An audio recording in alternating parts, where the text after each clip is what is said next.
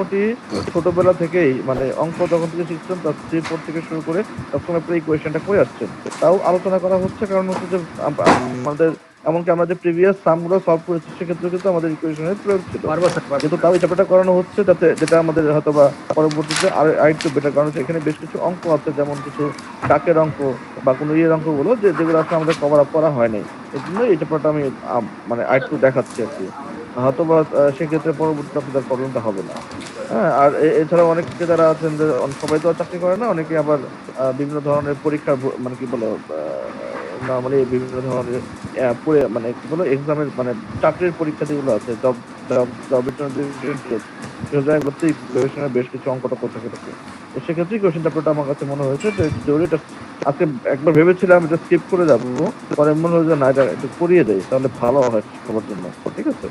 তো ইকুয়েশন আমরা যদি প্রপার ভাবে ডিফাইন করতে চাই হোয়াট ইজ ইকুয়েশন, এটাকে বলতে বেসিক্যালি বোঝানো হয় যে two algebraic expressions which can be equalized in the form of equality, সেটাকে বলা হয় থাকে ইকুয়েশন। ঠিক আছে? In the sign of equality normally কি হয়, আমরা যেকোনো একটা এলজাব্রিক এক্সপ্রেশন বলতে কোনটাকে বোঝাচ্ছে, যেমন 2x + 3, 4x + 5, হ্যাঁ, এগুলাকে বলা থাকে এলজাব্রিক এক্সপ্রেশন। ঠিক আছে? এগুলাকে যদি আমরা আমরা আমরা যখন কখন এই দুইটা এলজেব্রিক এক্সপ্রেশনকে আমরা ইকুয়েশন বলতে পারি, যখন সেটাকে আমরা ইকুয়াল সাইন দ্বারা প্রকাশ করে থাকি। এবং সেক্ষেত্রে যদি আননোন ভেরিয়েবল এক্স এর মানটা যদি এমন হয় যে যার দ্বারা উভয়পক্ষকে আমি সিদ্ধ করতে পারি। ঠিক আছে? তো সেটাকে নরমালি আমরা ইকুয়েশন হিসেবে বলে থাকি, ইকুইভ্যালেন্ট আকারে আমরা এক্সপ্রেস করে থাকি। Two represent the equivalent expression and equality, equal sign is used. তো যেমন এই যে এখানে একটা এক্সাম্পল দেখানো হয়েছে, 3x + 2 and 3x + 6 are the equivalent expression because the value of both the expression remains the same for any value of x. এক্ষেত্রে যেমন দেখানো হয়েছে, আমি যেটা একটু আগে আলোচনা করলাম যে দুইটা যদি আমার এলজেব্রিক এক্সপ্রেশন থাকে তাদেরকে যদি আমরা ইকুয়ালি এক্সপ্রেস করে থাকি, যেমন ধরা গেল এখানে x এর মান আসছে 4, আমি বাঁ দিকে দেখালেও 4 এর মান যা আসে ডান দিকে আমার 4 এর মান তাই আসে। তো সুতরাং এটাকে প্রপার ভাবে আমি ইকুয়ালাইজ করতে পেরেছি। আরেকটা ফ্যাক্টর আছে যেটাকে বলা থাকে মানে বাট এটা সবসময় যে এরকম হয় ব্যাপারটা এরকম না। এক্ষেত্রে একটা কিছু ডিফারেন্স রয়েছে, হতে পারে যে এক্স এর মানটা কত আসলে বা সিদ্ধ হবে বা কি। এখানে যেটা ফ্যাক্টর হচ্ছে আইডেন্টিটি বলতে বোঝানো হয় বেসিক্যালি আমি যে কোনো দুটো ভ্যারিয়েবলের ইকুয়েশন এমন ভাবে এক্সপ্রেস করা হয়েছে যেক্ষেত্রে বাম পক্ষ এবং ডান পক্ষ সবসময় সমান হবে। দ্যাট মিনস আমি যদি a + b² a - b² এর a এবং b এর মান লেফট সাইড এবং রাইট সাইডে নিয়ে গেলে আমি যদি ক্যালকুলেট করি দেখা যাবে কি দুটোরই এক্সপ্রেশনের মান সমান আসবে এবং produce the same value for all the values of the variable within the range of validity. তখন কোন থেকে ভ্যালিড থাকবে তার ততক্ষণের উপর বেস করে আমরা সেটাকে বলতে পারি। ঠিক আছে? এটাকে বলা হয় আইডেন্টিটি। আমার মনে হয় সবাই মোটামুটি এই ফর্মুলা গুলো জানেন, a + b² a - b², a + b a++ হ্যাঁ, ঠিক আছে। তাও যদি অনেকে ভুলে যেয়ে থাকেন সেক্ষেত্রে তারা এই ফর্মুলাগুলো আবার দেখে নিতে পারে। এই জন্যই ফর্মুলাগুলো আবার লিখে দেওয়া হয়েছে। এখন যেটা হচ্ছে টাইপস, অ্যাকচুয়ালি আমার ইকুয়েশন বিভিন্ন টাইপের হতে পারে, যেমন লিনিয়ার, কোয়াড্রেটিক, তারপরে হচ্ছে যে তারপরে আপনার আরো বিভিন্ন ধরনের মিক্স ইকুয়েশন রয়েছে। ঠিক আছে? বাট এখানে আমরা বেসিক্যালি দুইটা নিয়ে আলোচনা করব, লিনিয়ার আর কোয়াড্রেটিক নিয়ে, এবং সেটার উপরেই আমাদের ফোকাস থাকবে। তো লিনিয়ার বলতে বোঝানো হয়ে থাকে যে বেসিক্যালি লিনিয়ার বলাটার কারণ হচ্ছে যে সরলরৈখিক, সরলরেখা যেটা বলা হয়েছে লিনিয়ার কার্ভ। লিনিয়ার বলতে কি সরলরেখা বরাবর যে লম্বা টান যেটা থাকবে সেটাকে বলে আমি লিনিয়ারটা কেন কেন লিনিয়ার কার্ভ কখনই হতে পারে যখন যদি যেটার আননোন ভেরিয়েবল বা এক্স যেটা রয়েছে এক্স এর পাওয়ার যদি 1 থাকে তখনই an equation where the highest index or power is power of the first degree যদি বলতে যদি সিঙ্গেল ইন্ডেক্স থাকে, যেটাকে বলা থাকে যে পাওয়ার ইন্ডেক্স যদি 1 হয় সেক্ষেত্রে সেখানে আমরা বলি linear equation, since its graph represents a straight line. ঠিক আছে? কারণ এটাকে আমরা A X plus B Y plus C বা 12x + 4y + 3 তারপর গিয়ে 5x + 12y + 4 = 0 বাইরের যদি আমি বলি সেক্ষেত্রে আমি এক্স এবং ওয়াই এর মান বের করি, আমার দেখা যাবে কি এক্স এর একটা সরলরেখা মান হচ্ছে ওয়াই এর উপর বেস করে, তো এক্স ওয়াই সেভাবে করে আমরা আমাদের এইটাকে ক্যালকুলেট করতে পারি। এটাকে বলা হয় লিনিয়ার, যেখানে এক্স এর পাওয়ার বা ওয়াই এর পাওয়ার যেটা বলি সেটা হচ্ছে পাওয়ার হচ্ছে 1 বা ইন্ডেক্স মান থাকবে। আর এটা হচ্ছে কোয়াড্রেটিক, বেসিক্যালি এক্ষেত্রে আমার পাওয়ার পাওয়ার এক্স পাওয়ার যে কোনো একটা করে এক্স কোয়াড্রেটিক ইকুয়েশন দুই যদি থাকে, হ্যাঁ, ইন্ডেক্স যদি দুই থাকে কোনটাতে, সেক্ষেত্রে যেমন কি A X square B x plus C equals to 0। এখানে প্রথমটা যেটা রয়েছে এক্স এর পাওয়ার হচ্ছে 2, তো সেটা হচ্ছে আমার কোয়াড্রেটিক ইকুয়েশন আমরা বলতে পারি। এখন কথা হচ্ছে যে কোয়াড্রেটিক ইকুয়েশনের আবার দুইটা পার্ট রয়েছে, একটাকে বলা থাকে পিওর আর একটাকে বলা থাকে এফেক্টেড ওয়ান। পিওর কাকে বলবো? যেই ইকুয়েশনের ক্ষেত্রে যেই ইকুয়েশনের কোয়াড্রেটিক ইকুয়েশনে কোনো লিনিয়ার মান থাকবে না, দ্যাট মিনস কি বি এক্স থাকবে না, x square plus C equals to 0, সেটাকে বলা থাকে পিওর কোয়াড্রেটিক ইকুয়েশন। বাট যদি সেখানে যদি কোনো কোনো যদি আমার লিনিয়ার মান যেমন কি বি এক্স বা সি ওয়াই বা এরকম কিছু থাকে, তাহলে কি x square B x plus c, that means কি এখানে কি কোয়াড্রেটিকেরও আছে লিনিয়ারও আছে, তো সেক্ষেত্রে সেটাকে বলি আমরা affected quadratic equation, that is not pure one. আরেকটা রয়েছে সেটা হচ্ছে কিউবিক যেটা যেটা হচ্ছে যে পাওয়ার হচ্ছে 3 দুইয়ের অধিক 3, যেটাকে বোঝানো হচ্ছে কিউবিক ইকুয়েশন, যেটাকে আমরা লিখতে পারি A X cube plus B X square plus C X plus C. কিন্তু অবশ্যই খেয়াল রাখতে হবে A B C D are the numbers that can not be 0, যে মানটা শূন্য হওয়া যাবে না। So the way that identify this types of equation is look এখানে অ্যাকচুয়ালি কি লিনিয়ারের ক্ষেত্রে পাওয়ার 1, কোয়াড্রেটিকের ক্ষেত্রে পাওয়ার 2 আর কিউবিকের ক্ষেত্রে পাওয়ার 3। This should be the your highest exponent আমরা বলতে পারি। এখন হচ্ছে যে বেসিক্যালি আমরা যখন ক্যালকুলেশনস গুলো করে থাকি ইকুয়েশনের ক্ষেত্রে, ইকুয়েশন তো বিভিন্ন টাইপের হয়ে থাকে, লিনিয়ার, কোয়াড্রেটিক বা বা কিউবিক যেটা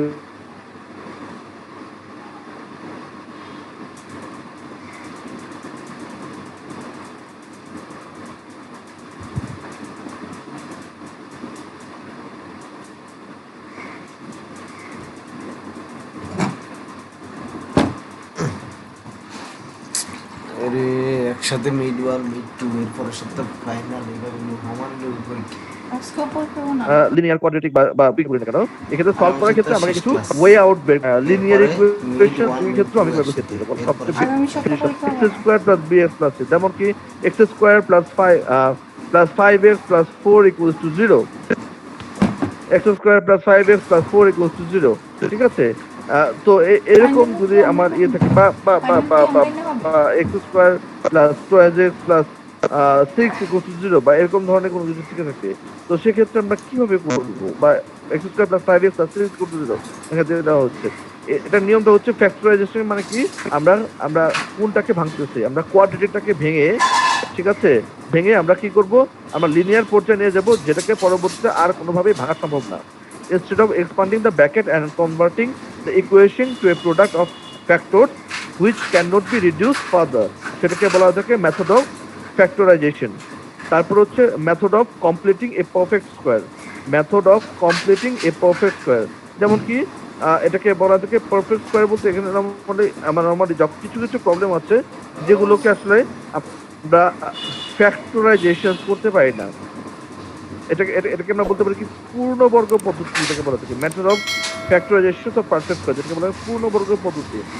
সেই সকল ক্ষেত্রে যেগুলোকে আমরা খুব সহজেই যে সকল প্রবলেমগুলোকে আমরা কি করতে পারি না, আমরা উৎপাদকীয় বিশ্লেষণের মাধ্যমে ভাগ করতে পারি না, যেমন কি এখানে যেমন কি x square plus 5x plus 6 equal to 0 আমরা পেয়েছি। ধরো যদি এখানে যদি এমনটা মানে x square plus 5x plus 3 equal to 0 suppose দেওয়া আছে, ঠিক আছে? তো সেই ক্ষেত্রে আমি এটাকে হয়তো বা আমি বুঝতেছি না আমি কিভাবে এটাকে আমি করবো, ঠিক আছে, ফ্যাক্টরাইজেশন করব। তো সুতরাং সেই ক্ষেত্রে আমার পক্ষে এই যে method of completing a perfect square, সেই মেথডটা আমরা ব্যবহার করতে পারি, যেটাকে বলা হয় পূর্ণবর্গ পদ্ধতি। এই মেথডের ফর্মুলাটা কিভাবে বের করেছে সেটা দেওয়া আছে এখানে, ঠিক আছে? ডিটেলস আমার জানার দরকার নাই, আপনি দেখতে পারেন। বাট ফর্মুলাটা হচ্ছে যদি X square B plus B x plus C equals to 0 হয়, তাহলে এক্স এর formula X equals to minus B plus minus root B square minus 4 into A into C divide by 2 into A. এইভাবে আমরা ব্যবহার করতে পারি।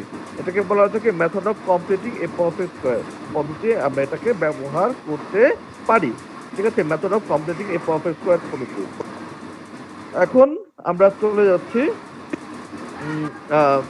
Solution of সাইমultaneous equation. যেমন ধরা গেল দুইটা লিনিয়ার ইকুয়েশন দেওয়া আছে। যেম- ধরা গেল কি ax plus by plus c, তারপর কি আরেকটা ধরা গেল dx plus ey plus f। ঠিক আছে, এই দুইটা ইকুয়েশন দেওয়া আছে। সেক্ষেত্রে আমরা কিভাবে সলভ করব? যেটা সবচেয়ে সহজ ওয়ে হচ্ছে, দুইটা লিনিয়ার ইকুয়েশন থাকলে একটা ওয়ে হচ্ছে সাবস্টিটিউশনের মাধ্যমে। আমরা এখানে এক্সপ্লেন করে দেওয়া আছে, আপনারা পরবর্তীতে পড়তে পারেন, কোনো সমস্যা নাই। বাট এখানে একটা এক্সাম্পল দিয়ে দেখালে সবচেয়ে বেশি সহজ হয়। সাবস্টিটিউশন ধরা গেল এখানে দেওয়া আছে y equals to 12x minus 1, আর এটা হচ্ছে 5x plus 12y plus equal to 26। আমার পাওয়ার হচ্ছে 1 করে। তো সেক্ষেত্রে সাবস্টিটিউশন আমি করতে পারি। এখানে যে y এর মানটা, y এর মানটা আমি কি করতে পারি, 1 নং ইকুয়েশনের মানটা আমি 2 নং এ বসাতে পারি। 2 নং এ বসিয়ে y এর মানে y এর জায়গায় লিখতে পারি কি আমি লিখতে পারি কি 12x মাইনাস 1 লিখে আমি x এর মান বের করতে পারি। তারপরে আমি x এর মানটা থেকে আমি আবার পরবর্তীতে আমি আবার উপরে এক নাম্বার ইকুয়েশনে বসে আমি আবার y এর মানটাও বের করতে পারি। এটাকে বলা হচ্ছে কি যদি দুইটা লিনিয়ার ইকুয়েশন থাকে সেক্ষেত্রে আমি মেথড অফ সাবস্টিটিউশন ব্যবহার করতে পারি। এখন এটাই যে ব্যবহার করতে হবে ব্যাপারটা না, আরো মেথড রয়েছে, যেমন কি মেথড অফ এলিমিনেশন।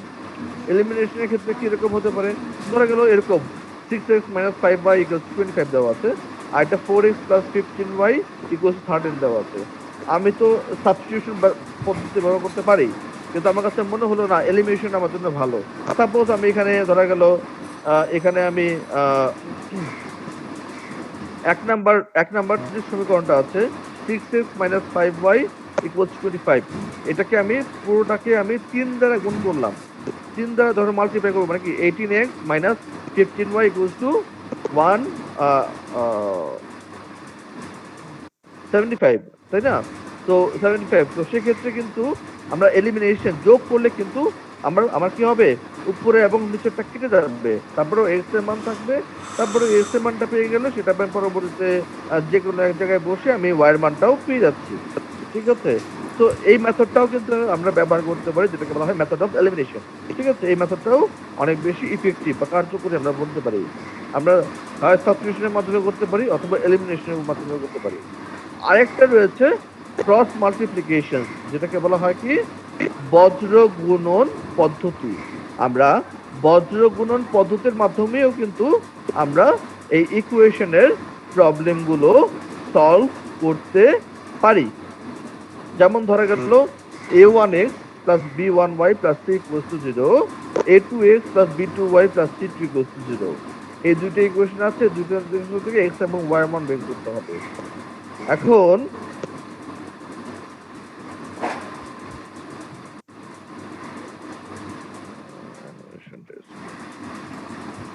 আচ্ছা দেখেন, এখানে দেওয়া আছে কি a1x plus b1y plus c1 equals to 0 R a2x plus b2y plus c2 equals to 0। ধরা গেল আমার প্রথমে আমি x এর এটা বের করতে যাচ্ছি। তো সেক্ষেত্রে কি করতে হবে, যেটা বের করব x ডিভাইডেড বাই দিয়ে x টাকে আমি ঢেকে ফেলবো। তারপর ক্রস মাল্টিপ্লিকেশন সবসময় হয় এইভাবে করে।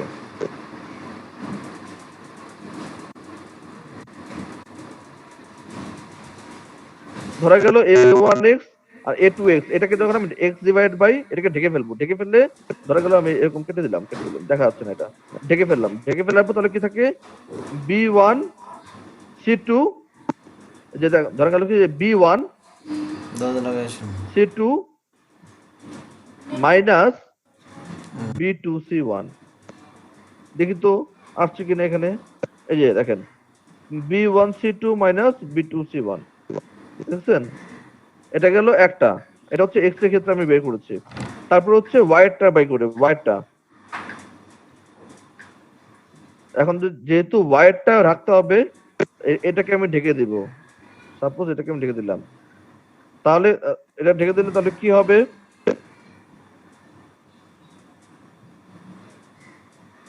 যে এরকম আসবে, যেহেতু আমরা জানি।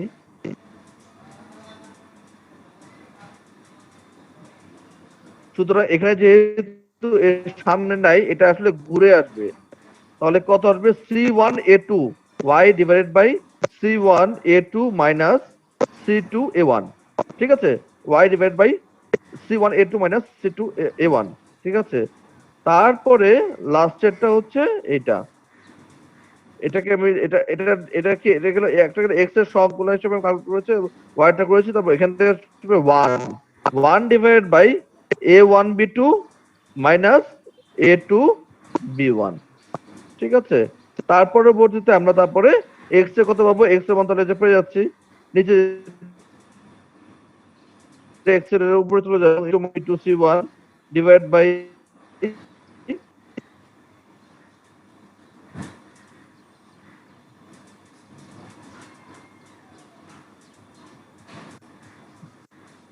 এই যে দেখা যাচ্ছে এখানে।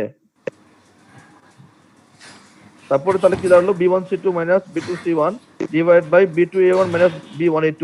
তারপরে y এর ক্ষেত্রেও আমরা পেয়ে যাচ্ছি এরকম c1a2 minus c2a1 divide by b2a1 minus b1a2। এটাকে বলা হয় কি ক্রস মাল্টিপ্লিকেশন বা বজ্র গুণন পদ্ধতি। এই পদ্ধতির মাধ্যমে আমরা খুব সহজে কিন্তু আমাদের প্রবলেমগুলোকে সলভ করতে পারি। সুতরাং আমরা বুঝতে পারতেছি কি যদি লিনিয়ার ইকুয়েশন দুইটা করে থাকে সেক্ষেত্রে আমার কাছে তিনটা মেথড আছে, method of substitution, method of elimination, আর একটা হচ্ছে method of cross multiplication. Clear? So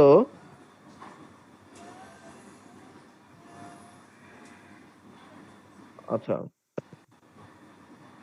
এখন আমরা যাই, এই যে এখানে সুন্দর দেখানো হয়েছে b1c2 মাইনাস b2c1, তারপর হচ্ছে c1a2 মাইনাস c2a1, আর তারপর কি a1b2 মাইনাস a2b1 এভাবে করে আমরা ক্রস মাল্টিপ্লিকেশন করেছি, যে এখানে সুন্দর করে এটা দেখিয়ে দেওয়া হয়েছে। ঠিক আছে, এখানে একটা এক্সাম্পলও দেওয়া আছে। হ্যাঁ, এই এক্সাম্পলের মাধ্যমে আমরা যেমন এখানে 5x minus 4y equals to 2, এখানে আবার কি একে বাদ দিকে নিয়ে আসতে হবে, আর y আবার কি minus 12x plus y minus 7 equals to 0। ঠিক আছে, তারপর সেখান থেকে আমরা ক্রস মাল্টিপ্লিকেশনস এর মাধ্যমে আমি আমার x এর এবং y এর মানটা খুব সহজেই বের করতে পেরেছি। ক্লিয়ার?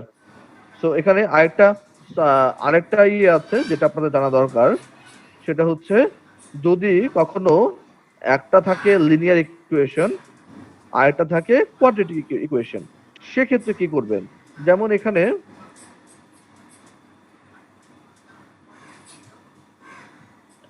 যেমন এই যে এটা এটা এটা কি এটা হচ্ছে কোয়াড্রেটিক ইকুয়েশন, আর এটাকে বলা হয় থাকে আমরা লিনিয়ার ইকুয়েশন।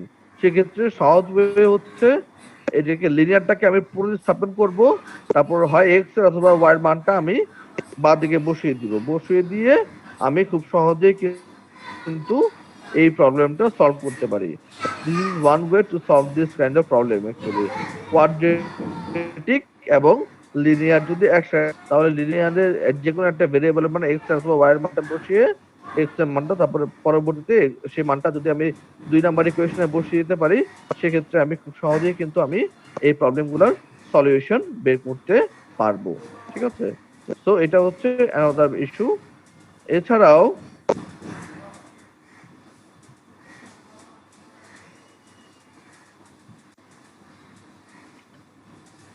আরেকটা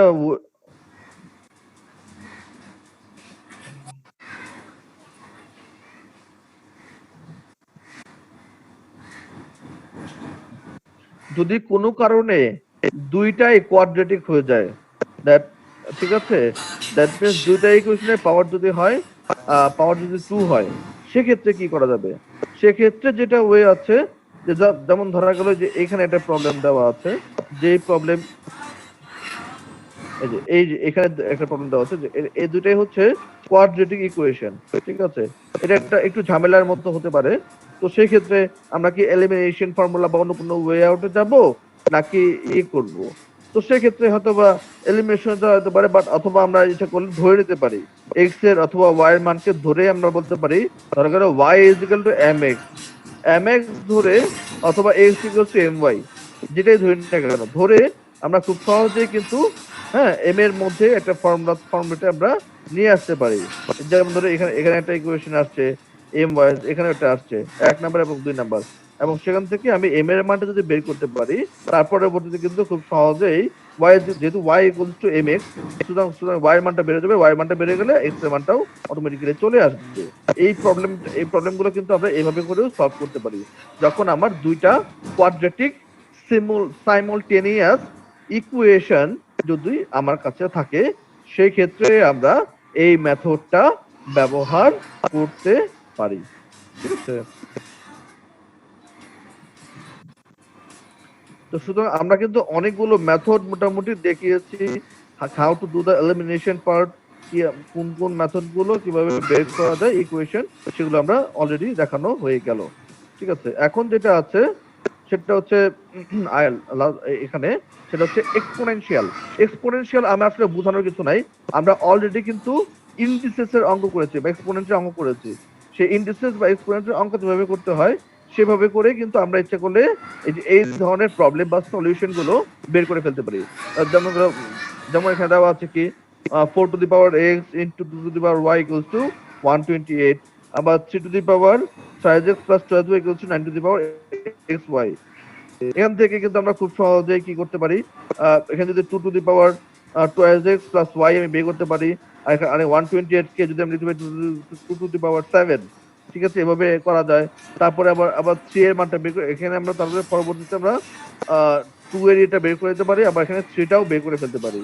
বের করে জেনারেল ইকুয়েশন বের করে যোগ বিয়োগ করে বা প্রতিস্থাপন করি, এলিমিনেশন করি বা ক্রস মাল্টিপ্লিকেশন করি, যেটাই করি না কেন সেভাবে করে আমি খুব সহজেই এক্স এর এবং ওয়াই এর মানটা বের করে ফেলতে পারবো।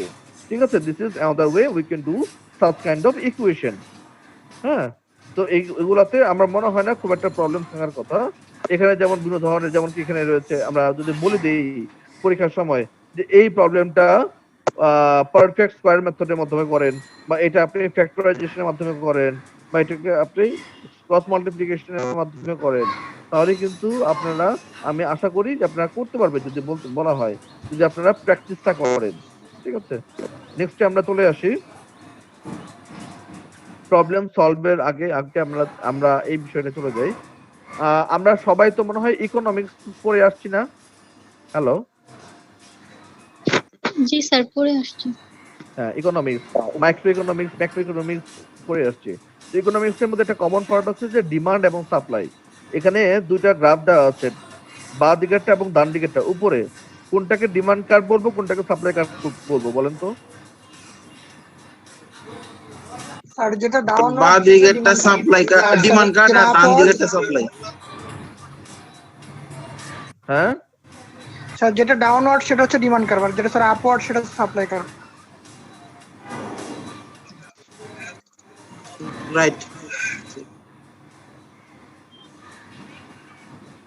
তাহলে এটা হচ্ছে ডিমান্ড কার্ভ, রাইট, আর এটা হচ্ছে supply curve, right. Demand curve এবং সাপ্লাই কার্ভের সাথে এই যে কোয়ান্টিটি রিলেশনশিপ, মানে কি প্রাইস ইনটু কোয়ান্টিটির যে সম্পর্কটা ডিমান্ড কার্ভে কি থাকে, প্রাইস এবং কোয়ান্টিটির রিলেশনশিপটা কি? হ্যালো হ্যালো, হ্যাঁ, আমি যে বিষয়টা নিয়ে হ্যালো, শুনতে পাচ্ছেন কথা? হ্যালো, হ্যাঁ, আমি যেহেতু এখানে আমরা যদি যে কোনো বাজারের যে কোনো প্রোডাক্টের দাম নির্ধারণ করতে যাই, তো সেক্ষেত্রে কিন্তু আমাকে এই ডিমান্ড এবং সাপ্লাই এর এই বিষয়টা জানা খুব বেশি জরুরি, তাই না? যে কোনো বাজারের যে কোনো প্রোডাক্টের মূল্য নির্ধারিত হয় তার ডিমান্ড এবং সাপ্লাই এর উপরে বেস করে। ডিমান্ড এবং সাপ্লাই যেখানে ইন্টারসেক্ট করে সেখানেই কিন্তু আমার ওই প্রোডাক্টের দাম নির্ধারিত হয়। দ্যাট মিনস কি বাজারে এই পরিমাণ কোয়ান্টিটির প্রোডাক্টের এই প্রাইসে এই পরিমাণ ডিমান্ড, এতজন লোক কিনতে আগ্রহী থাকবে এবং এতজন লোক বিক্রি করতে আগ্রহী হবে এই দামে। ঠিক আছে, কারণটা কি? আমরা জানি কি যে বেসিক্যালি কি হয়, প্রাইসের সাথে কোয়ান্টিটির রিলেশনশিপটা আমরা দেখে থাকি। ডিমান্ডের ক্ষেত্রে কি হয়, যদি দাম বাড়ে কোয়ান্টিটি কমে যাবে, দাম কমলে কোয়ান্টিটি বেড়ে যাবে। আবার সাপ্লাইয়ের ক্ষেত্রে কি উল্টা, দাম বাড়লে কোয়ান্টিটি বাড়বে, দাম কমলে কোয়ান্টিটি কমবে। এই যে ডিমান্ড এবং সাপ্লাই যে কোনো পণ্যের ক্ষেত্রে স্বাভাবিক যে সাপ্লায়ার আছে সে চিন্তা করবে কি যে যদি পণ্যের দাম বেশি থাকে আমি বেশি সাপ্লাই করবো, তাহলে আই উইল গেট মোর মানি। আর যে কিনবে, তার ডিমান্ড, তার দরকার, সে কি হবে যে সে সবসময় কম টাকা দিয়ে বেশি জিনিস কিনতে যাবে। বাজার থেকে আমি যে কোনো জিনিস কিনতে চাই, আমি অবশ্যই চেষ্টা করবো কি আমি হচ্ছে আমার হচ্ছে ডিমান্ড কিনা মানে কি পার্চেজার হচ্ছে বায়ার হচ্ছে তার ডিমান্ড আছে আর সেলার হচ্ছে তার সাপ্লাই আছে, তাই না? আই ওয়ান্ট টু ডিমান্ডে যারা যে বায়ার তার ডিমান্ড হচ্ছে কি সে কম দামে বেশি জিনিস কিনবে, আবার কি বেশি দামে হলে আবার কম জিনিস কিনবে।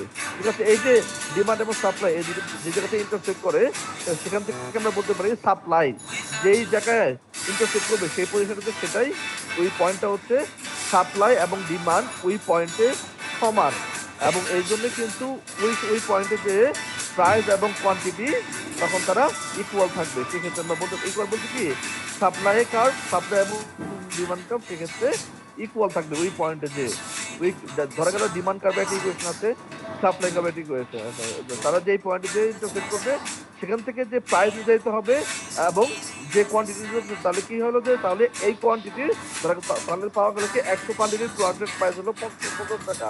এটা তখনই আমরা করতে পারবো যখন ডিমান্ড এবং সাপ্লাই যে কিন্তু যে ইনটেক করে থাকে। ঠিক আছে, তো কেন আমরা এটা পাচ্ছি, এটা পড়ানোর কারণ হচ্ছে যে আমাদের এই কোয়েশনের ক্ষেত্রেও এই ডিমান্ড এবং সাপ্লাইয়ের কিছু প্রবলেম রয়েছে।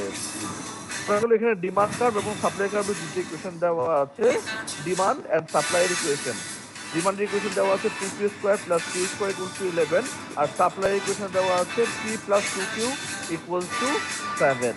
ঠিক আছে, এখন যদি বলা হয়েছে যে তাহলে আমাকে বলা হচ্ছে ইকুইলিব্রিয়াম। ইকুইলিব্রিয়াম মানে কি সেই পজিশন যে পজিশনে ডিমান্ড এবং সাপ্লাই সমান, সেটাকে বলা হয় ইকুইলিব্রিয়াম পজিশন। ইকুইলিব্রিয়াম পজিশনে তাহলে প্রাইস এবং কোয়ান্টিটির পরিমাণ কত, দ্যাট মিন্স কি ইকুইলিব্রিয়াম পজিশনে একজন মানে কি পরিমাণ দামে কি পরিমাণ কোয়ান্টিটি কিন্তু এত থাকবে সেটা বের করতে হবে আমাকে। দ্যাট মিনস এক্ষেত্রে আমরা কি করবো, প্রথমে ধরা গেল কি এক্ষেত্রে সবচেয়ে বেস্ট ওয়ে হচ্ছে আমরা ডিমান্ড কার্ভ যেটা ডিমান্ডের যে ইকুয়েশন আছে এবং সাপ্লাইয়ের যে ইকুয়েশনটা আছে সেগুলোকে যে কোনো একটা চলে যাব, হয় প্রাইসের ইয়েটা বের করবো অথবা কোয়ান্টিটির প্রাইস অফ দ্য ডিমান্ড বের করবো অথবা কোয়ান্টিটি অফ দ্য ডিমান্ড বের করবো। বের করে তারপর যেহেতু দেখাবো কি price of the demand is equal two quantity of the demand. ঠিক আছে, তো তারপরে হচ্ছে price of the demand is equal to price of the demand is equal to price of the supply. তখন আমরা বলতে পারবো ডিমান্ড এবং সাপ্লাই সমান, এবং সেই ক্ষেত্রে আমরা ইকুয়েশনটা বের করে ফেলতে পারবো। যেমন আমরা যদি এখানে দেখি, আপনারা যদি খেয়াল করে দেখেন, এটা হচ্ছে ডিমান্ড কার্ভের মান। ঠিক আছে, ডিমান্ড কার্ভে এখান থেকে আমরা টি এর মান বের করছি। ঠিক আছে, equation price of the demand আমরা পেয়েছি, আর এটা হচ্ছে কি প্রাইস অফ দ্য সাপ্লাই পেয়েছি। যেহেতু বলা হয়েছে ইকুইলিব্রিয়াম পজিশনে price of the demand is equal to price of the supply, তারপর মানটা বসিয়ে দিয়ে আমরা কি পেয়ে যাচ্ছি, আমরা অ্যাকচুয়ালি কোয়ান্টিটি পেয়ে যাচ্ছি। ক্যালকুলেশনস করে আমরা কোয়ান্টিটির পরিমাণ পেয়ে যাচ্ছি 3, 3 এবং 29/9। তাহলে কোয়ান্টিটি যদি 3 হয় তাহলে প্রাইস কত হবে তখন আমরা বের করে ফেলতে পারবো। আবার কোয়ান্টিটি যদি 229/9 হয় তার সেক্ষেত্রে প্রাইস কত হবে সেটাও আমরা বের করে আমরা খুব সহজেই আমরা ইকুয়েশন গুলোকে সলভ করতে পারবো। তো মোটামুটি আমি যেগুলো দেখিয়েছি আপনাদেরকে এতক্ষণ পর্যন্ত সেগুলাই হচ্ছে মোটামুটি বেসিক রুলস বা রেগুলেশনস বা যেগুলো আছে ইকুয়েশনের প্রবলেম সলভ করার ক্ষেত্রে। আপনারা যদি এগুলা ফলো করতে পারেন আপনাদের প্রবলেম হওয়ার কথা না। ঠিক আছে, এখন আমরা 2-3টা অঙ্ক করি, তারপরে চেষ্টা করব আমরা যদি পারি আমরা আরেকটা চ্যাপ্টারে যাওয়ার জন্য। ঠিক আছে,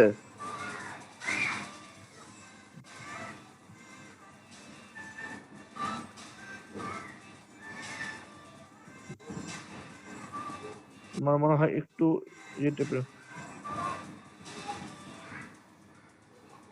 আচ্ছা এই ইকুয়েশনটা করেন, এখান থেকে এক্স এর এবং ওয়াই এর মান, এক্স এর মানটা বের করেন। সবাই প্রবলেম তো দেখতে পাচ্ছেন তাই না?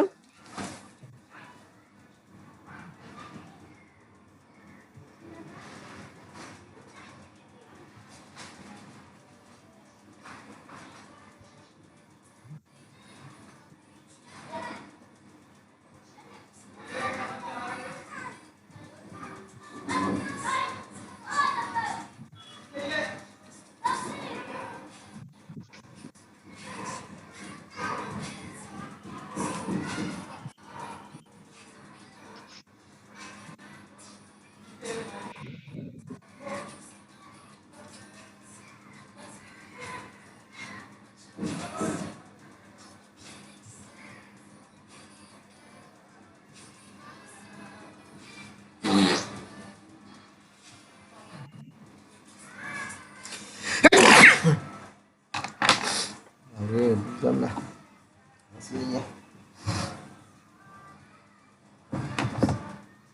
কোথায় বসছি? সবাই কি কোশ্চেনটা তুলেছেন?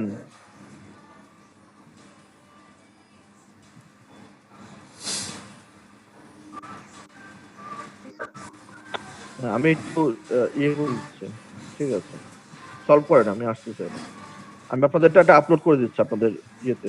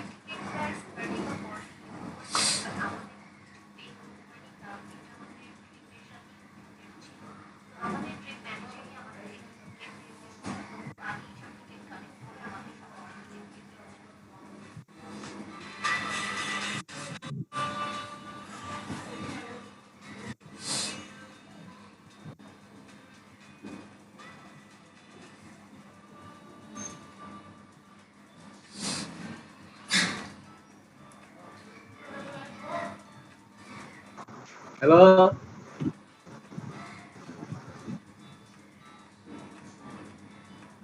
ভাই বলেন।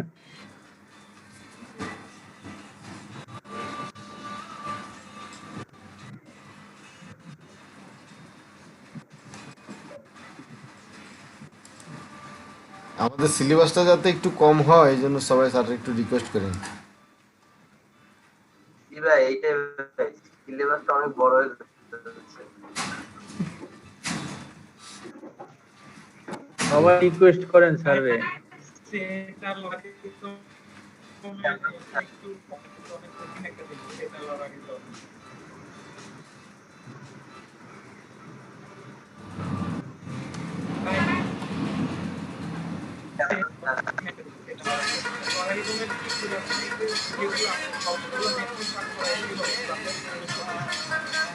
ভাই সবাই মিলে বল চলেন 3টা কি 4টা চ্যাপ্টার বলি মিড 1 বাকি গুলো মিড 2 দিতে। মানে মিড ওয়ানে আসলে চ্যাপ্টার তো বেশি হয়ে গেছে স্যার, একটু বললেন যে ওই চ্যাপ্টারগুলোর থেকে দু একটা চ্যাপ্টার বাদ দিয়ে মিড টুতে নিয়ে আসলে ফাইনালের জন্য একটু উপকার হবে। মিড ওয়ান মিড একদিনেই নিবে তার সব চ্যাপ্টারে হয়ে যাবে। মিড তো একটাই হবে, একটাই মিড হবে, একটাই 13 মার্ক কাউন্ট করবে। ওইভাবেই ভাই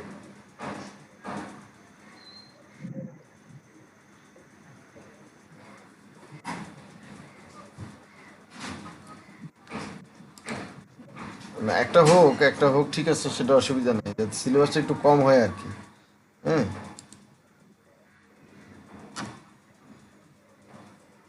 একটু চ্যাপ্টারটি স্যারকে বলেন ভাই, সবাই বললেন স্যার এখন কি বললেন।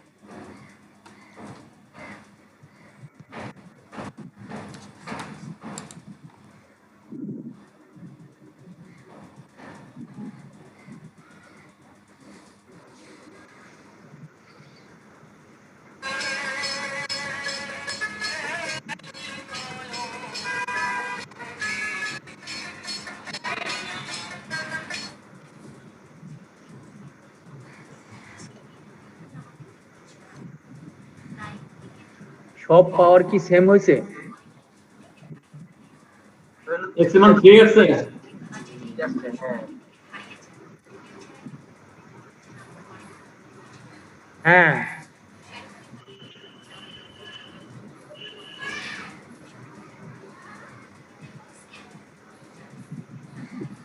আপনাদের অ্যান্সার আসছে?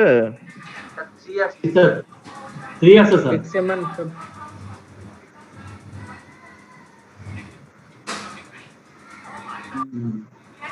দেখেন। হয়েছে।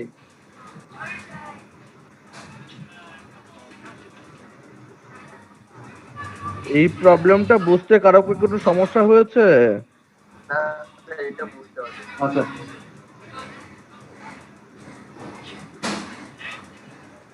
এটা করেন ট্রেডিশনাল প্রবলেম।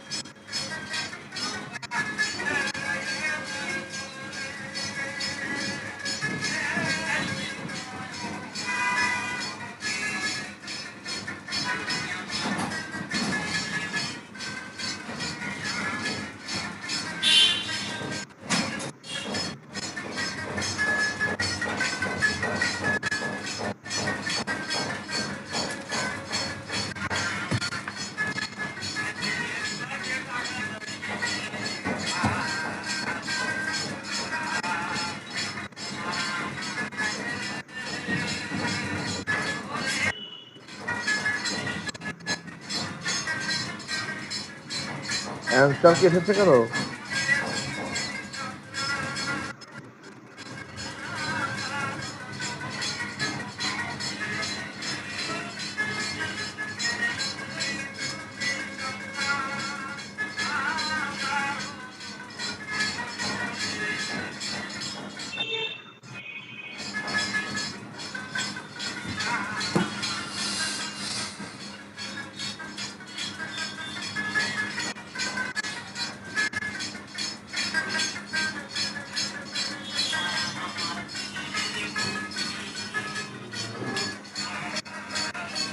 ফিফটি 38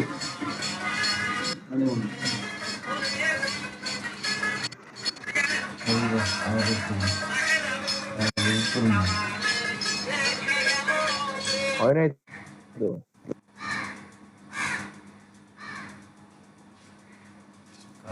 দেখেন কি বলেছে, a father is 28 years older than the son, that means কি কত বছরের বড় ছেলের চেয়ে? 28 বছরের বড়। এখন বলা হচ্ছে যে তাহলে কি ছেলের বয়স যদি x ধরি, পিতার বয়স হচ্ছে x plus 28। এখন বলছে in 5 years the father's age will be 7 years more than twice that of the son, that means 5 বছরের পরে বাবার বয়স হবে কি বলছে যে if in 5 years the father's age will be 7 years more, 7 years more, বাবার বয়সটা হবে কত কার সমান? আহ, ছেলের যে বয়স আছে ঠিক আছে তার 7 বছরের বেশি, দ্বিগুণ একটু 7 বছরের বেশি, দ্যাট ইজ দিস ওয়ান। এখানে বোঝানো হয়েছে এই যে এটাকে 5 বছর পরে, 5 বছর পরে হবে এটার সমান। 5 বছর পরে যেহেতু বর্তমান সময়ে যে দেখা হচ্ছে x plus 28, x হচ্ছে ছেলের বয়স, x plus 28 হচ্ছে বাবার বয়স। এখন বলা হচ্ছে 5 বছর পরে, দ্যাট মিনস দুই জায়গাতেই আমি 5 দ্বারা যোগ করব। ঠিক আছে, x plus 5 হচ্ছে ছেলে 5 বছর পরে, আর বাবা হচ্ছে x plus 28 plus 5। তাহলে বলছে যে কখন পিতার বয়স পুত্রের সমান হবে? ইকুইভ্যালেন্ট হবে যখন 5 বছর পরে পুত্রের দ্বিগুণ বয়স that means x plus 5 into 2 plus তার সাথে যদি আমি 7 যোগ করি তাহলে পিতা এবং পুত্রের বয়স ইকুয়াল হবে এবং সেখান থেকে তাহলে আমি আমার x এর মান কত বের করতে পারি, x এর মান বের করলে পরবর্তীতে আমি আমার y এর মান বের করতে পারি। এটাই বলেছে এখানে মেইন ইস্যুটা হচ্ছে আমার সেকেন্ড পার্টটা নিয়ে বলছে in 5 years the father's age will be 7 years more. ঠিক আছে, 5 বছর পরে বাবার 7 বছর বেশি then twice of that sum. 5 বছর পরে x প্লাস 5 এর দ্বিগুণ প্লাস 7 বছর যোগ করলে পিতা এবং পুত্রের বয়স সমান হবে। ঠিক আছে, তো সেখান থেকে আমি আমার x এর মান বের করতে পারি, তারপর আমি আমার x এর মান থেকে আমি আমার y এর মান বা পিতার মানটা বের করা পসিবল। ক্লিয়ার? তো এটাই এখানে বোঝানো হয়েছে। একটা ভিডিওতে এটা তো কোন ইকুয়েশনের মধ্যে পড়ে না স্যার। এটা অবশ্যই কোয়েশ্চেনের মধ্যে পড়ে। এটা কেটে কোয়েশ্চেনটা লিনিয়ার। হ্যাঁ লিনিয়ার ইকুয়েশন। এটা কি ইকুয়েশন? এই যে আপনারা যে প্রবলেম গুলো করেন এগুলো তো সব এর জন্যই তো আমি এই চ্যাপ্টারটা করাচ্ছি, এই ধরনের প্রবলেম গুলোর জন্য। এই ধরনের প্রবলেম গুলো শুধুমাত্র আপনাদের আমার মানে এমবিএ এর জন্য না, এটা আপনাদের অনেকেরই, সবার জন্য বলতেছি না, অনেকেরই পরবর্তী সময়ে দরকার হয়। ঠিক আছে, এই জন্য এই ইকুয়েশন চ্যাপ্টারটা করানো হচ্ছে। অনেকেই আছে যারা হয়তো বা মানে রেগুলার মানে এই এমবিএ কমপ্লিট করার পরে জবে ঢুকবেন বা এই করবেন, তো সেক্ষেত্রে তাদেরকে কিন্তু এই ধরনের প্রবলেম গুলো সলভ করতে হয়। ঠিক আছে, যদি এগুলো চেক করা থাকে সেক্ষেত্রে তার জন্য বুঝতে সুবিধা হবে। বুঝতে পারছি বিষয়টা? তা না হলে এই চ্যাপ্টারটা আমি স্কিপ করলে পারতাম আর কি। কারণ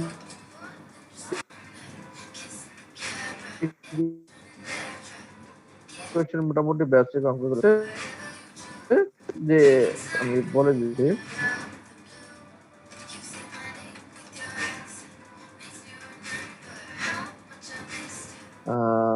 তার আগে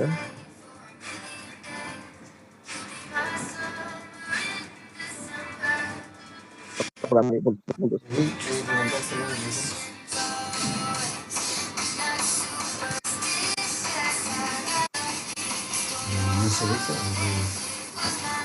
এই গানটা দিছে না, চ্যানেলের লিঙ্ক দিয়ে দিচ্ছে, এই জন্য তার ক্লেম দিবে না, স্ট্রাইক দিবে না। এই গানটা তো মেয়েটার না, অন্য এই যে বিবানের গান, এই গানটা এখানে আছে আর কি, লিঙ্ক দিয়ে দিচ্ছে, আমি এখান থেকে নিয়েছি গানটা।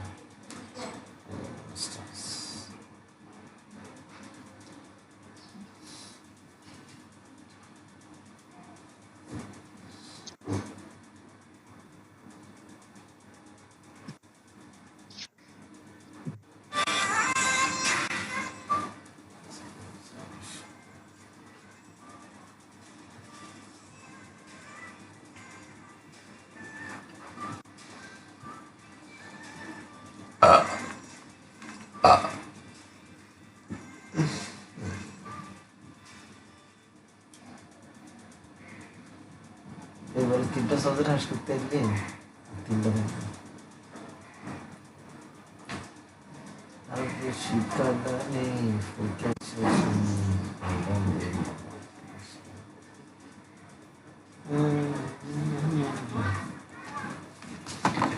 গান গাইতেছি এখন কি অন ছিল? না, এটা আয়রন জেট বাইরেছে দেখো, দেখি না আমি ভিডিও না। আর কোন ভিডিও দেখতে আয়রন জেট, আয়রন জেট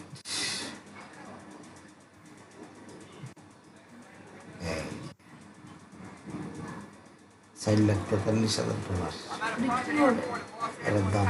উড়েছে।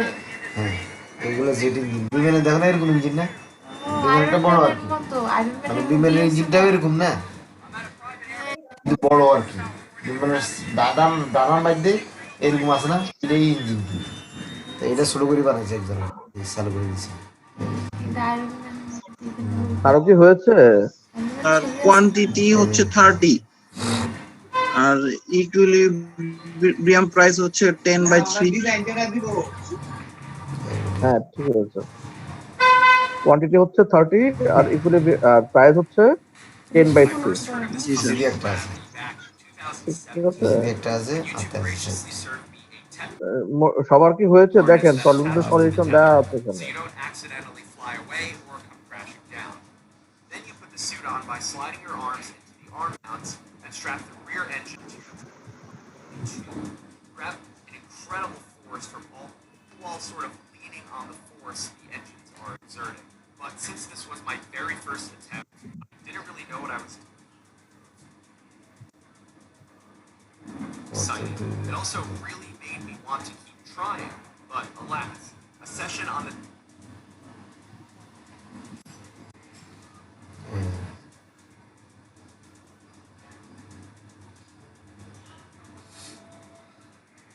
বারো হাজার ফুটো ধরতে 12,000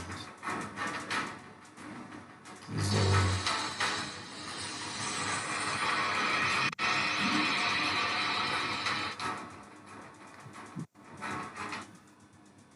ঠিক আছে, এখন আমি বলি শুনেন। হ্যালো,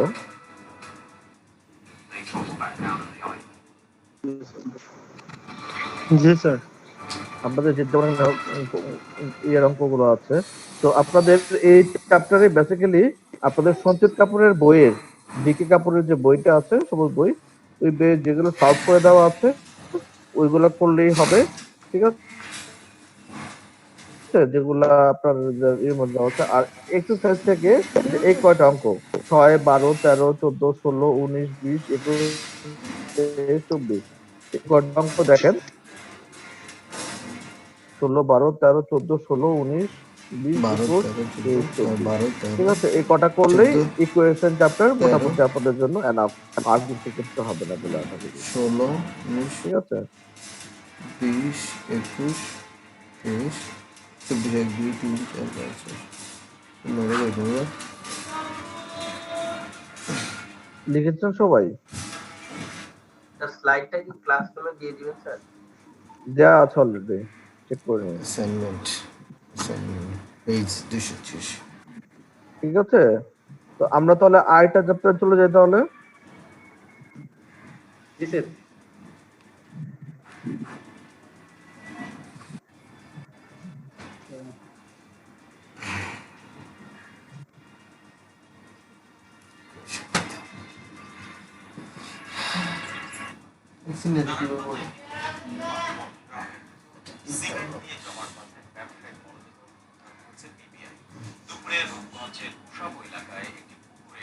জীবনে কত কিছু চায়।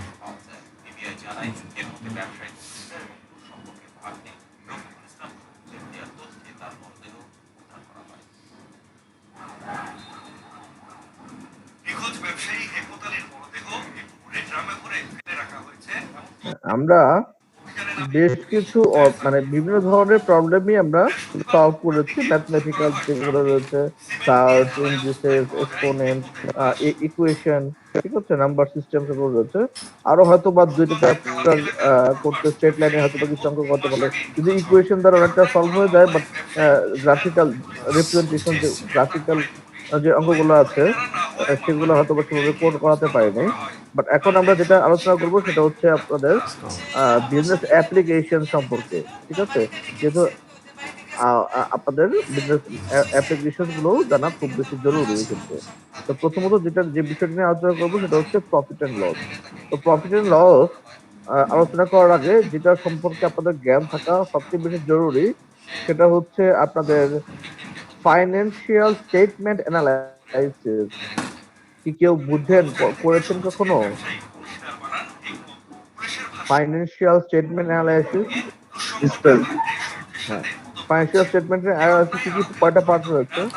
প্রফিট লস হ্যাঁ, ফাইন্যান্সিয়াল স্টেটমেন্টের স্যার সম্পদ দায় লাইবিলিটি কি কি পার্ট রয়েছে বলেন, ইংলিশে বলেন, বাংলা না।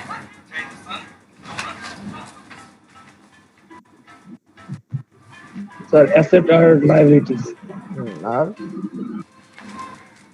ওনার security sir income statement, income statement, sir Balance incoming sheet, statement, cash flow balance statement. Sheet, cash flow statement. Ownership equity account বলা হয় থাকে। আচ্ছা, এখন এখানে খেয়াল করে দেখেন, প্রফিট এন্ড লস আমরা কোত্থেকে ক্যালকুলেট করে থাকি? Sir, statement of financial position. এই,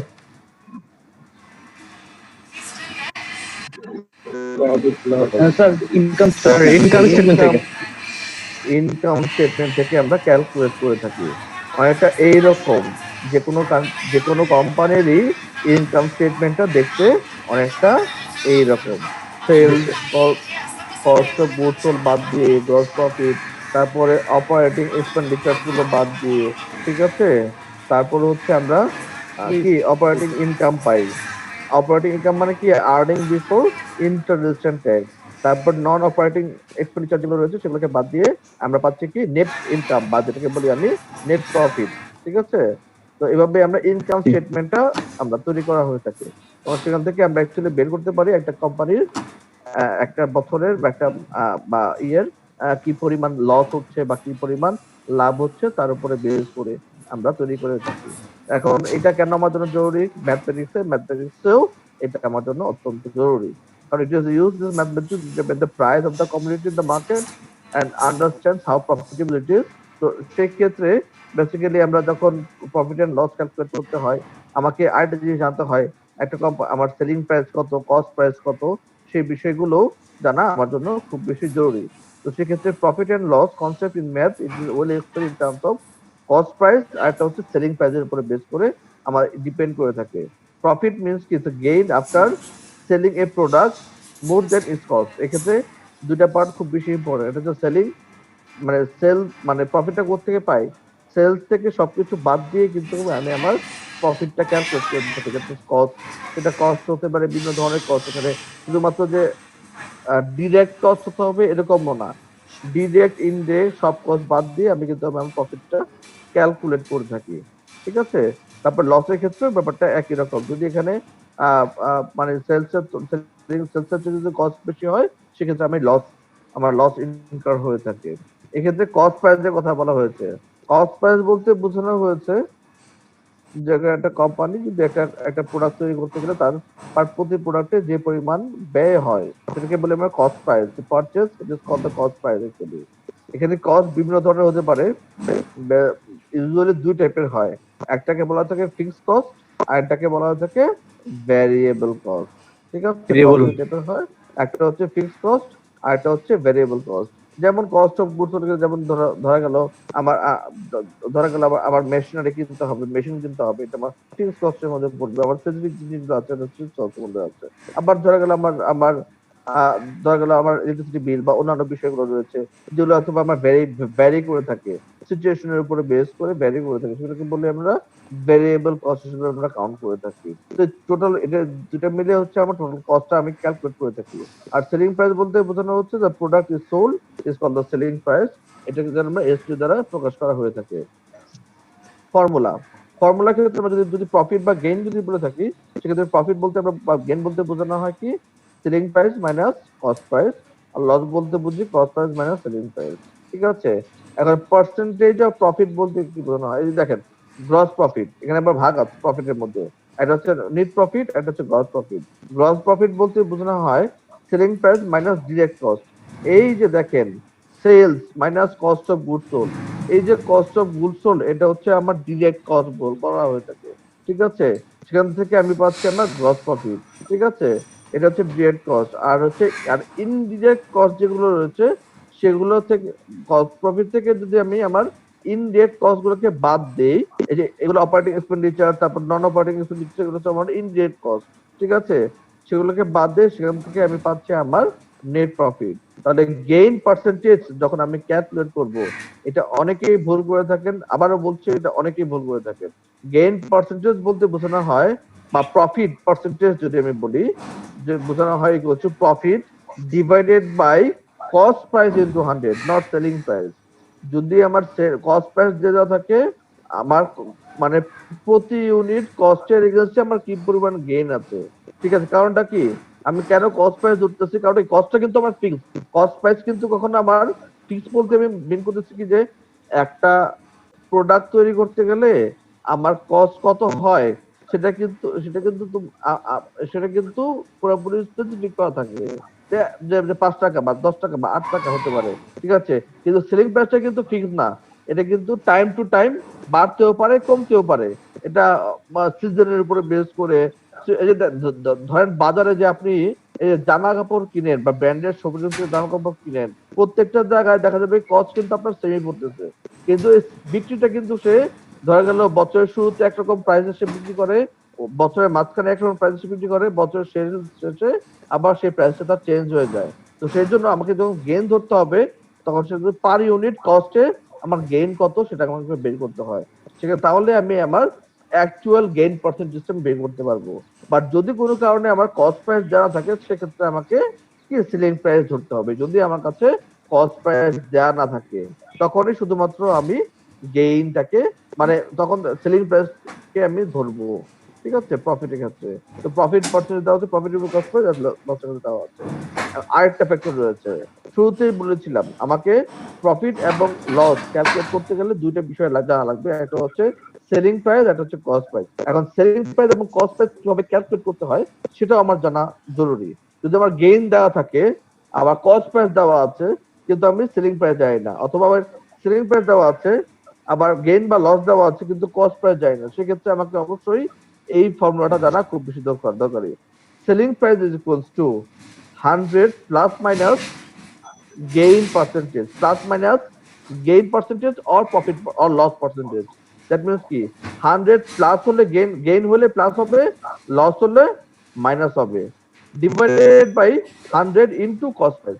আর যদি কস্ট প্রাইস হয় উল্টাটা হবে 100 into selling price divide by 100 plus minus gain or loss, ঠিক আছে? তো এইভাবে করে আমি কিন্তু খুব সহজেই আবার সেলিং প্রাইস অথবা কস্ট প্রাইস বের করে ফেলতে পারি। এক্ষেত্রে কার কোনো সমস্যা আছে বুঝতে? হ্যালো, আরো বুঝতে কোনো সমস্যা আছে? না স্যার হচ্ছে না। আচ্ছা ঠিক আছে, তো তাহলে আমরা একটা এই যে এখানে দেখেন এতক্ষণ সেলিং প্রাইসটা দেখালাম, উল্টা করলেই যে দেখা গেল কস্ট প্রাইস আমরা বের করে ফেলতে পারি, ঠিক আছে? তো সেভাবে করে আমরা আসলে গেইন বা সেলিং প্রাইস বের করা, কস্ট প্রাইস বের করা, প্রফিট বের করা, লস বের করা আমরা জেনে ফেললাম। এই ফর্মুলাগুলো আমাদেরকে অবশ্যই জানতে হবে, ঠিক আছে? তো এই ক্ষেত্রে যেমন ধরা গেল a person purchase an article for টাকা 100, if he sells it at a 15% profit, find out the selling price। তাহলে কি আমাকে অবশ্যই জানতে হবে কি আমাকে এখানে দেওয়া আছে কি প্রফিট পার্সেন্টেজ দেওয়া আছে 15%, আমার এখানে দেওয়া আছে কি কস্ট প্রাইস, কিনেছে কত টাকা দিয়ে, 100 টাকা দিয়ে।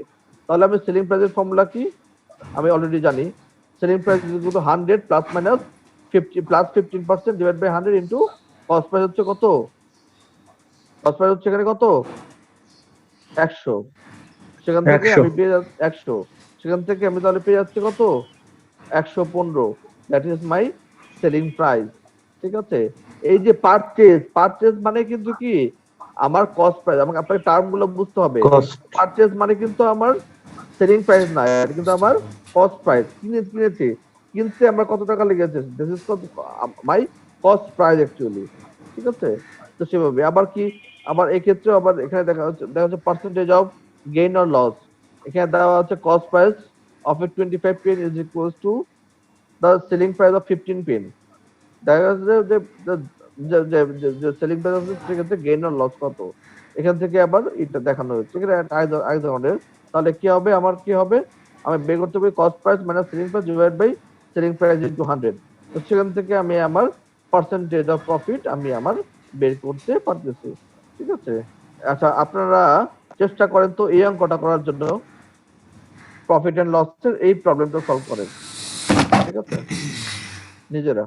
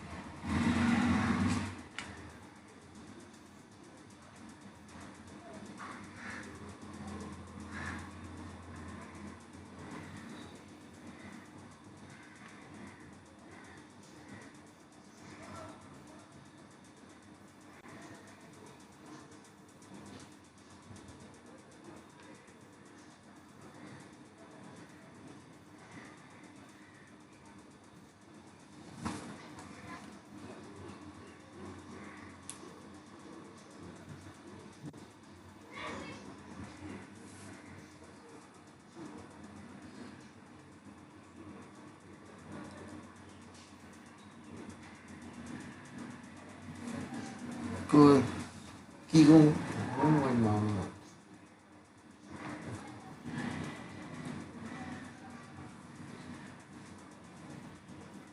হ্যালো, আসসালামু আলাইকুম। আপনি ভালো আছেন? এই যে শুয়ে রয়েছি, কি করেন? ভালো আছেন? খাওয়া দাওয়া করছেন? আমি পরে আসতে হবে। ডাক্তার কাছে গেছেন?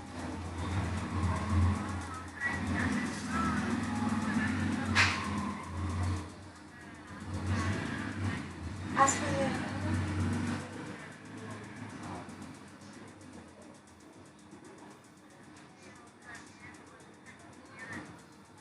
খাইছি, আজকে বের করতে পারছি, রান্না করছি, বুড়ো মাছ রান্না করছি।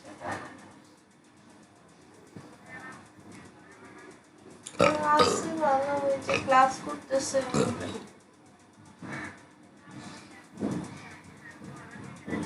আসছি ভালো হয়েছে।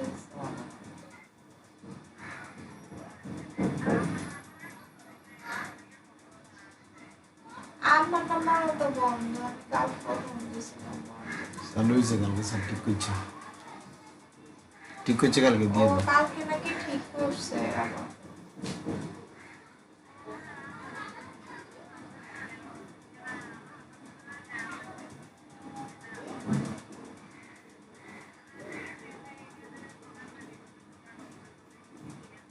হ্যাঁ, চেক করতে পেরেছেন আপনারা? হ্যালো, স্যার করতেছি, পার্সেন্টেজটা বের করতেছি স্যার। 240 আমি টাকা একটু লস। দেখিয়ে দিই, দেখেন। ঠিক আছে, সামনে 240 হচ্ছে। দেখেন এখানে যেটা করা হচ্ছে, 40 দুটা পার্ট রয়েছে, তাই তো? ঠিক আছে, 48,800 করে, তাই না? প্রফিট দেওয়া আছে 25%। সেখান থেকে আমি কি করব, কস্ট প্রাইসটা বের করবো। এখানে বলে দেওয়া আছে ইচ দুইটা আছে, একটা থেকে 25% প্রফিট হয়, আর একটা থেকে 20% লস হয়। তাহলে 25% প্রফিট যেটা হয় সেখান থেকে সেটার আমি কস্ট প্রাইস বের করতেছি একবার। ঠিক আছে? স্যার স্যার হ্যাঁ, আমরা একটা করছি না স্যার, আমি যদি সূত্র অনুযায়ী না করি, আমি জাস্ট এমনি মানে ক্যালকুলেশন করে দিচ্ছি, মানে আপনি সূত্র যদি অনুসারে করতে হবে না যেভাবে। আপনি যদি সলভ করতে পারেন, জি স্যার। আপনার এই মতো করে যদি নিয়ম ঠিক থাকে তাহলে সমস্যা হওয়ার কথা না। বাট সূত্র ধরে করলে আপনার প্রপার হয় আর কি। ঠিক আছে, যদি আপনি যেভাবে মানে আমি করছেন ওই সেটা ঠিক নিয়মে করতে কোনো সমস্যা নেই। ঠিক আছে, ওই নিয়মে আপনার জন্য হয়তো বা ঝামেলা হতে পারে, অনেক সময় ভুল হওয়ার চান্স থাকে। ঠিক আছে, এর জন্যই বললাম আর কি, যে দেখেন করা করা যায় কিনা। ওই নিয়মে অবশ্যই হবে, হবে না তা না। হ্যাঁ, যেমন এখানে কস্ট প্রাইস দেওয়া আছে, কস্ট প্রাইস বের করতে হবে আমার ইন্ডিভিজুয়ালি, দুইটারই কস্ট প্রাইস বের করতে হবে। ঠিক আছে, যেখানে বলা আছে 4800 ইচ, তাহলে যদি আমার বিক্রি হয়েছে কত, 4800 করে প্রতিটাতে, যেখান থেকে একটা থেকে আমার প্রফিট আসছে 25%, একটা থেকে আমার লস আসছে 20%। তাহলে তাহলে আমার কস্ট প্রাইস আমার জানা নাই, তাহলে 25% প্রফিটে 4800 টাকার কস্ট প্রাইস কত আসে, আবার কি 20% লসে কস্ট প্রাইস কত আসে। তাহলে দুইটাকে আমি তারপরে পরবর্তীতে যোগ করব, দুইটা কস্ট প্রাইস আসছে কত, 9840, আর সেলিং প্রাইস কত, 9600। তাহলে কি আসছে, আমার একটা লস আসছে। লস কত আসছে, 240 টাকা হচ্ছে আমার লস। তাহলে আমি ক্যালকুলেট করতে পারবো কি, পার্সেন্টেজ অফ লস হচ্ছে কত, 240 into 100 divide by cost price. তো সেখান থেকে আমি পাচ্ছি 2.44। এভাবে করে আমি আমার এই প্রবলেমটা সলভ করেছি।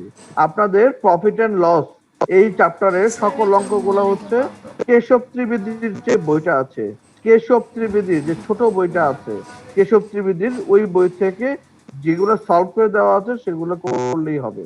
ঠিক আছে, আজকে আপনাদের অতটুকু বলতে থাক, নেক্সট